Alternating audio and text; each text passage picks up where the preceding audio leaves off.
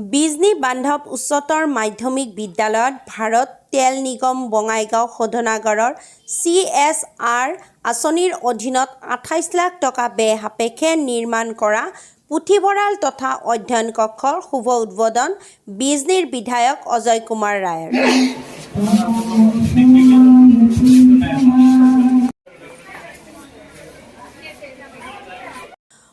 অনুষ্ঠানত বঙাইগাঁও শোধনাগাৰৰ মুৰব্বী নয়ন কুমাৰ বৰুৱা সহ অতিথিবৃন্দ অংশগ্ৰহণ কৰে। News desk Bijni first 24।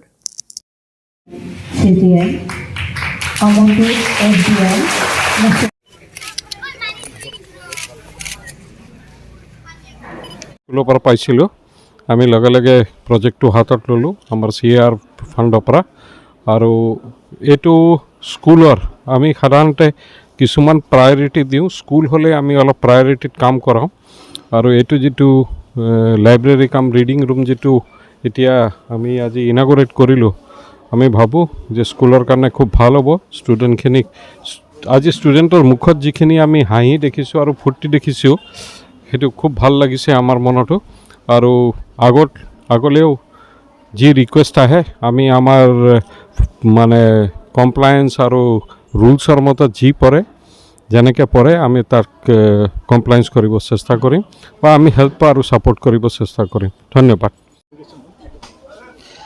প্ৰথম কথা হৈছে আমি আমাৰ বিজনী বান্ধৱ হায়াৰ ছেকেণ্ডেৰী স্কুলখন বিজনীৰ আটাইতকৈ পুৰণি স্কুল। আৰু আজি মই আহি পেলাই দেখিছোঁ যে 82ৰ বেটছৰ প্ৰায় 40-41 জনৰ সেই সময়ৰ একেটা সহপাঠী একেলগে হৈছে।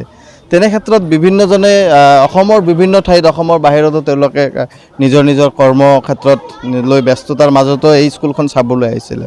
আৰু এই শুভ দিনটোত আজিৰ দিনটোত আমি দেখিবলৈ পাইছোঁ যে আমাৰ যি বঙাইগাঁও BRPL আছে তাৰে যে CSR ফাণ্ড, এই CSR ফাণ্ডৰ পৰা 28 লাখ টকা দিয়া হৈছিলে লাইব্ৰেৰীৰ কাৰণে। আৰু এইটো আমাৰ বিজনী বান্ধৱৰ আটাইতকৈ এটা খুব প্ৰয়োজনীয় এটা মানে দিশ আছিলে। আৰু সেইটোৰ প্ৰতি লক্ষ্য ৰাখি আমাৰ স্কুল কৰ্তৃপক্ষ আৰু আমাৰ BRPLৰ কৰ্তৃপক্ষই এই যিখিনি আমাৰ কাম কৰি দিলে তাৰ কাৰণে বিজনী অঞ্চলৰ ৰাইজে আৰু বিশেষকৈ ষ্টুডেণ্টসকলে খুব এটা প্ৰেৰণা পাব। আৰু ইয়াৰ পৰা সেই যে লাইব্ৰেৰীৰ পৰা যিটো শিক্ষা পাব, সেই কিতাপ ষ্টাডি কৰি পেলাই যি শিক্ষা পাব, হয়তো ভৱিষ্যতৰ জগতলৈ বিজনীৰ লগে লগে গোটেই অসম তথা ভাৰতবৰ্ষক নাম উজ্বলাবলৈ সক্ষম হ'ব। মই আপোনালোকৰ জৰিয়তে আমাৰ BRPLৰ প্ৰতিজন কৰ্তৃপক্ষক মই ধন্যবাদ আৰু কৃতজ্ঞতা জনাইছোঁ যে তেওঁলোকে ইমান ডাঙৰ এটা আঁচনি আমাক তুলি দিবলৈ সক্ষম হৈছে বিজনী বান্ধৱ হায়াৰ ছেকেণ্ডেৰী। ভৱিষ্যতলৈ আশা কৰিছোঁ যে আমাৰ বিজনী অঞ্চলত বিভিন্ন ঠাইত যি অভাৱবোৰ আছে তেওঁলোকে নিশ্চয়কৈ এনেকৈ এটাকৈ পূৰণ কৰিব বুলি মই আশা ৰাখিছোঁ। তো আকৌ এবাৰ তেওঁলোকক আপোনালোকৰ জৰিয়তে ধন্যবাদ জনাইছোঁ। ধন্যবাদ।